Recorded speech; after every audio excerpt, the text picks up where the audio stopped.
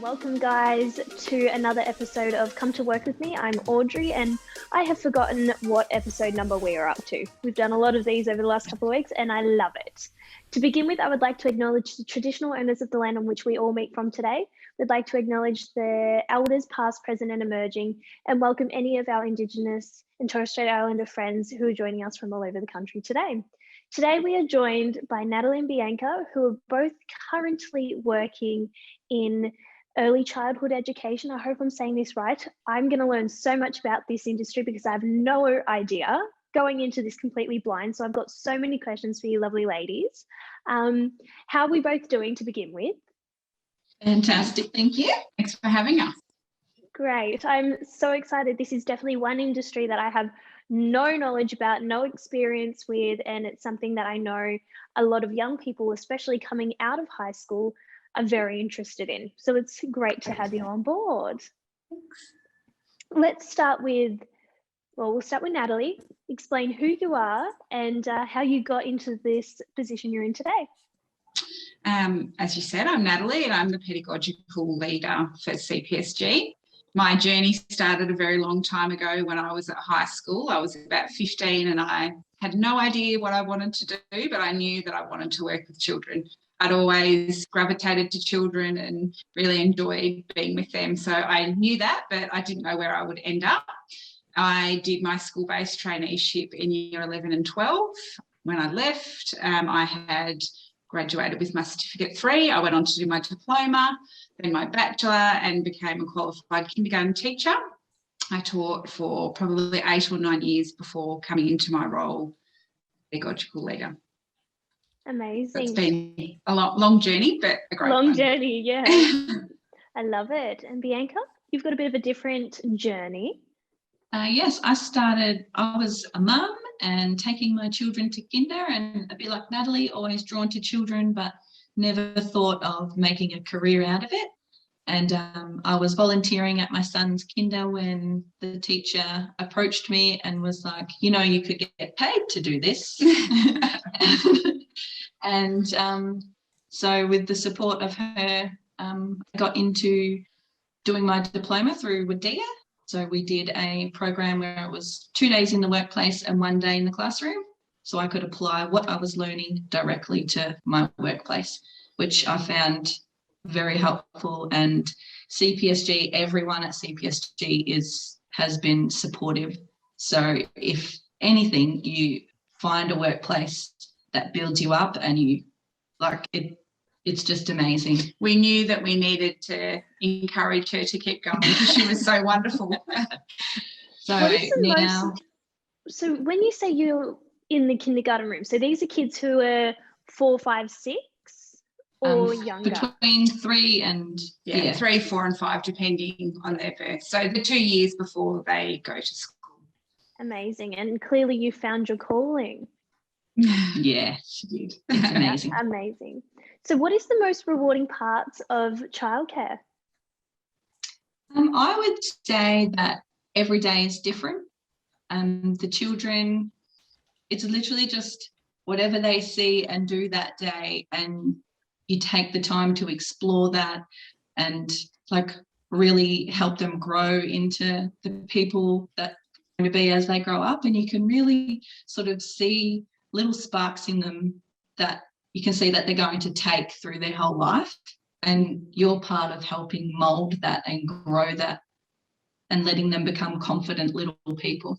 Where sometimes their first little exposure to education and to, you know, some children in our setting, they've attended childcare, but you know, some it can be the first time they've come, building those relationships with the children and watching them grow. You know, it's beautiful watching them learn and discover, like Bianca said. Yeah. And children remind us of the important things in life, you know, watching them exploring nature and just enjoying the little moments. They're so good at reminding us of that as adults. That early education at that foundation level is so important, and having that sort of socializing aspect as well with other kids, it's so important for young ones. Yeah, so kinder's really all about building the social connections and the emotional confidence and maturity to move on to school. Absolutely. So how do children learn through play? How do you guys they make this explore? happen? I think the best way to, like we said, that, you know, watching them explore through play, they can get hands-on. They can, you know, be capable little people who can direct their own learning. You know, it's really quite amazing to watch. You know, we always have ideas of what we, you know, plan and program of what we want them to learn and their learning goals, but they will just teach us even more. Yeah, they take what we want to teach them and then they expand on it so much more and take it in a completely different direction than what you thought it was going to go. And yeah, something simple as playing with water in the sandpit can, like, they're learning about science and water flow, and they're learning to like calculate maths and even like the social aspect of that, and learning to take in other people's ideas and then also actively listen to somebody else. Problem solving. And I think that's something as adults, you know, we see learning as something big, but at this age group it can be something as small as exploring with sand and the texture, and that's what play-based approaches, you know, provide to those children. There really would never be a dull moment, is there? No. It's so awesome. I love it. It's the best. Now, the introduction of the government's free kinder program started this year. What has that meant for your industry?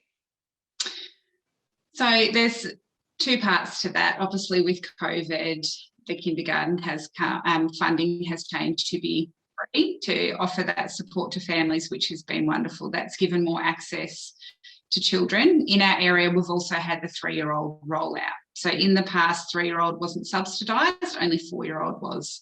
Our enrolments have increased with that. We've got more 3-year-olds accessing kinder, more children able to be a part of our play-based programs, which is so important. You know, children to have that 2 years before school of that rich learning is just so beneficial. Which means lots more jobs. Yes, yeah, more staff are needed. You know, it's had a really big impact, a wonderful impact on the field. Absolutely. So I know that there's sometimes a little bit of a misconception between childcare, kindergarten, sometimes babysitting, preschool. Like, there's so many different, you know, words that get thrown around, and people believe that these are all just the one thing. How does this be navigated? So there's this misconception that babysitting is kindergarten, but it's not the case. No. So the term that we like prefer to use is early childhood, whether it is childcare or kinder. There's obviously different aspects between the two. There's also, you know, family daycare. There's a variety of different services under early childhood, but they are all working to the same aim, that play-based children's rich learning. But it is not babysitting. You know, I still remember someone at school saying, "Oh, what do you do? Sit on babies?" And it's like, no, you don't understand how rich, you know, they were just teenage boys trying to stir us up. But, you know, it is so rich. And I think that's something that lots of people don't understand about what we do. You know, my role as a pedagogical leader is to help with curriculum decisions, policy development. You know, what we are offering in our programs is so in depth and, you know, enriching these children's lives, that the term of babysitting doesn't communicate how professional we are. We have, you know, years of knowledge between all of our educators, and, you know, I have a 4-year bachelor degree. Bianca is studying her bachelor now. There's lots to it, and the term babysitting, it's not very liked. That's right. Well, that was going to be my next question, which was the difference between an early childhood teacher and then versus an educator versus the leadership role. How does this work? Because I know a lot of people, especially young people, would have no idea. Yes, yeah. Well, as I said, when I finished my school-based traineeship, I qualified with my certificate 3. So that meant that I could be an educator that supported the teacher. Bianca currently holds her diploma, so her role is supporting what we call an ECT, so that's the early childhood teacher. Early childhood teacher then holds a Bachelor of Early Childhood. So yeah, they're the three, you know, the educators, which they are so valuable. As you can see, Bianca has, you know, so much knowledge that they help support that. They still engage with the children. They're just supporting the program, whereas the early childhood teacher, they're doing the programming and planning. Yeah, they're implementing, you know, the objectives, even though we do that together as a team. Yeah. No, that's great. So I know you just mentioned different diplomas and certificates. So I know with a lot of different industries, they are very flexible with the study and the experience and whatnot, but it seems like you guys are pretty strict with, to get to a certain point, you have to have this certificate or that diploma. How does that work again? How do you access those? Do you have to go to uni? Can you go to a TAFE? So we're highly regulated. So a diploma, that can be done through a TAFE or an adult education centre like WADEA, which is how I did mine. And then your bachelor is through a university. Fantastic. So you can become working in your industry via TAFE, which is amazing. Because yes. I know at the moment, yes. Studying a Certificate 3 and a Diploma for Early Childhood Education is available through the free TAFE with the Victorian Government, which is so great. So yes, and there's options for traineeships. You know, we have, similar to what I did as a school-based traineeship, we have a few of them that have occurred in our services in the past. So there's that option at school. Yeah, there's so many options to get into the field. And I think we're both a really good example of, I didn't just go and do my bachelor and become a kindergarten teacher. I did my Certificate 3, knew that I loved it, did my diploma. You know, it took me years, but I just kept growing in confidence and knowing that it was the field that I wanted to be in. And I think you're both great examples of this because, you know, you've been on such a journey to get to where you are. You really show, when you speak about your work, you show that you love doing what you do. Your face lights up, and I adore that. And Bianca, you're on a different journey to get to a similar point, but you've decided, you know, you've had a child, you've done previous work, and it's like, okay, you can never stop learning. Where do I go now? And I think that's great. And so many more young people, especially coming out of year 11, year 12, when they are starting to think, oh my God, what do I do next year? What do I do for the rest of my life? They don't have to have that plan. They can do your school-based, you can do your certificate. You might hate it. You can go find something else. Or you can fall in love with it like you guys. You can fall in love but then want to do it for the rest of your life. And I think, you know, when I started my Certificate 3, if you said to me that I was going to be a pedagogical leader and be supporting staff, I would have just laughed and said, oh no, I didn't have the confidence back there. So you don't know, you know, where a Certificate 3 will take you. It might take you that you realise that you don't like it, but it also might take you in the most amazing places and develop your career to be something that you didn't even think was possible. And I think that's the beautiful thing about the early childhood field. There is so many options.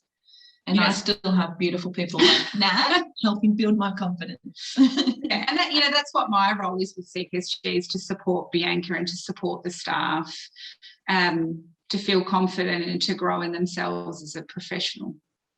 Amazing. So if you could go back and tell, you know, 16, 17-year-old self something about where you'd end up today, or any piece of advice, what would it be? I think it would be to trust their journey. You know, probably when I went into doing my Certificate 3, I didn't know the possibilities. I thought I would just be in childcare forever, which is fine. Lots of people really enjoy that. But if I could go back, I would probably say you're going to have such an amazing career and it's going to go places that you don't even know is possible yet. Yeah. Don't let fear hold you back. Just even if it's just one step at a time. Yeah. I found, like, through doing the 2 days in work, 1 day at school, I found that as sort of just testing the waters and like being able to grow slowly and with lots of support. So absolutely. And I have to ask, because, you know, everyone's got a different kind of story, as we've heard, and kids are great. I'm the eldest of 4, so I've got lots of younger siblings. I've watched them grown up. There's quite a bit of an age difference, and kids say the funniest of things sometimes. Really What is your funniest, craziest story that a kid has done or said that you're allowed to share? You don't have to, but I know kids say the funniest things. They do the funniest things. I've got a godson who, you know, I've got tattoos. His dad's got tattoos, so he wears a tattoo sleeve every day to childcare because he reckons he's tough, and he wants a mullet because he wants a bad boy haircut. And it's like, where do these kids get this from? Bad boy haircut, okay. I think most of my stories are probably really not appropriate to say. It's really quite funny, the things that kids, you know, when something's broken, they'll repeat what dad has said. Yeah. You know. I had a young girl who, we had a visitor come in at lunchtime, and in a very posh voice she goes, "Get this woman a sandwich." I love it. And I was like, where did that even come from? I think that is the beautiful thing about working with children, is that they come out with the most beautiful but also sometimes random things. Yes. And you can just pick up on, they just pick up on everything. They're like a sponge. Yes. Kids are literally, 100%. you know, like you said, you know, you overhear mum and dad, you know, road raging on the way to work, and you say a naughty word, and that word's going to be repeated at the funniest of times. We do have. I do wish that when I first started that I had wrote it all down in a book. That maybe that could be my advice to anyone interested in the early childhood field, is if you do, make sure you write them down, because I would love, because you do forget them over time, I would love to be able to go back through and read them all. No, absolutely. And I'm sure that you guys have got such a lasting input on these kids' lives, and it's so important that there are people like you in the world. I can still remember my early childhood educators. I remember my kinder teacher. We used to catch up every week because we had the exact same birthdays. So for years and years and years while I was in primary school, we'd get together on our birthdays and we'd have cake every year, or pizza. And it was, you know, we're still in contact today. So you guys have got such an important role, and you do have a good you guys just look so happy doing what you do, and it's really important. Thank you so much. Thank you for joining us. Thank you for having us. Thank you for sharing your story. I think it's really great what you do. Thank you to Anne Murphy for connecting us with you guys for today's episode. Of course, we have not got an episode next week as school holidays. How exciting! Love a good school holiday. So 2 weeks off. We'll be back in term 4 for some more Come to Work With Me interviews with great people in different industries. Of course, teachers, we have lesson plans available, and Carrie has put up a beautiful "here is what I prepared earlier" sort of thing. And yeah, thank you again. Take care, good luck, and enjoy this crazy time. Thanks. You too.